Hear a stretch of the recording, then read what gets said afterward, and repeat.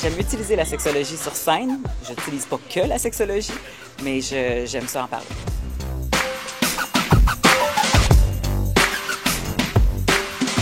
Pas que la sexologie, de quoi parles-tu autre et quel autre sujet pourrais-tu toucher éventuellement sur scène? Je peux te parler de moi qui essaie de faire du sport qui est pas super cool, de l'image corporelle.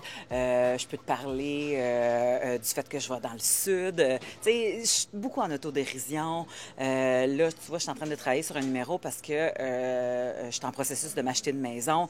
Puis tu sais, fait que les affaires du quotidien, de la vie qui fait en sorte que souvent le monde, ils font comme « Eh, mon Dieu, que c'est vrai ».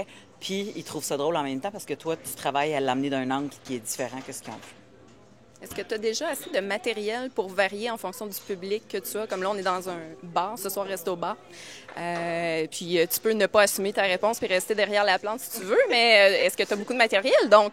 En fait, j'ai fait 1 heure au ZooFest il y a 2 étés de ça.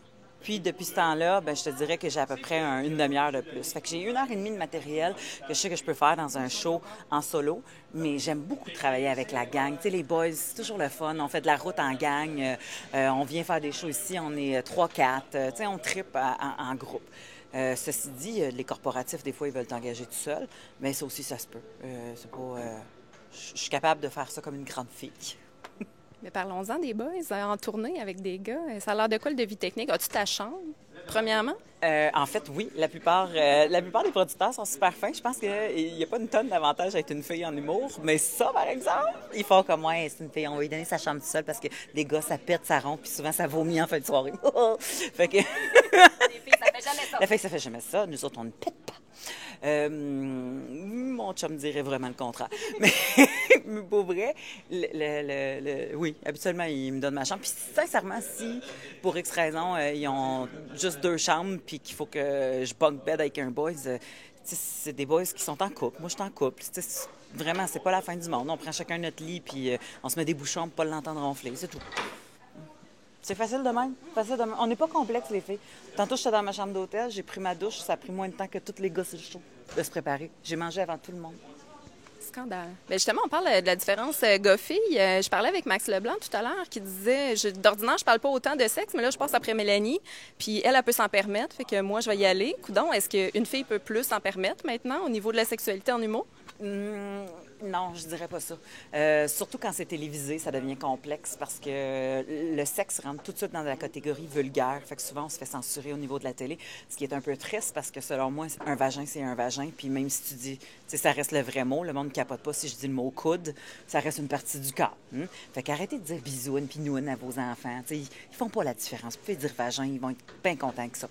Mais pour vrai, les filles, on n'a pas une free pass. Je pense que moi, c'est un peu plus facile parce que, justement, j'ai le diplôme qui me permet comme d'en parler. C'est un peu comme une passe, c'est une free pass. Mais il y a bien des filles qui me disent moi, je fais des jokes de sexe puis ça passe pas. Et j'aimerais dire, il y a une différence entre parler de sexe en humour puis parler de cul. Tu sais, des fois, la vulgarité. Il y a moyen de parler de sexe sans que personne se sente offensé dans la vie. Puis souvent, on a tendance à vouloir prendre le chemin de la vulgarité. Ouais. Ça va être à votre tour tantôt. T'es en entrevue? Oui. Et là, je vois ton matériel ce soir. Puis déjà, je trouve que ça a beaucoup évolué. Il y a certains gags que tu as beaucoup travaillé. Oui. Est-ce que c'est la réponse du public qui fait en sorte que tu vas aller retravailler tout ça? Comment tu fonctionnes? C'est l'expérience, je pense. Le public, c'est ton baromètre. Tu as bien beau être toute seule à 3 heures du matin à écrire un gag, ça se peut que tu le trouves drôle, puis le lendemain matin, quand tu te réveilles, tu fais « mais c'était bien pas drôle, ça ». Puis finalement, c'est le public qui va te le dire. Puis l'assurance, l'expérience, les gens qui sont là, des fois, ils te donnent tout de suite le rire du départ qui fait que tu fais « ah, j'ai juste besoin de surfer sa vague toute la soirée, puis ça va vraiment bien aller ». Puis il y a d'autres soirs, tu travailles plus fort. Mais à soir, ça a été une super belle soirée. Pour vrai, la gang de Amos, solide. Mon Dieu, merveilleux. Écoute, sur ça, je te laisse terminer de nettoyer la plante parce qu'ils vont fermer bientôt, puis il faudrait que ça reluise tout ça. Je vais aller boire maintenant.